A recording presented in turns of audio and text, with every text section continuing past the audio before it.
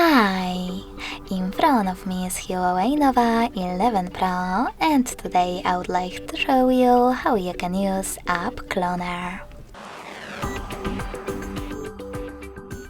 Begin by going into Devices Settings and scrolling all the way down to Access, Apps and Services. Now click on App Twin and click on the switcher next to one of your apps that you wish to clone. In my case, Messenger. Now you need to wait a couple of seconds and tap on Home button. So now when I try to locate my Messenger app, I can see that it was successfully cloned.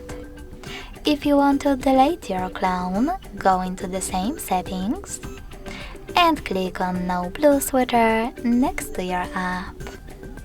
Lastly, to delete it, select Close in the pop-up.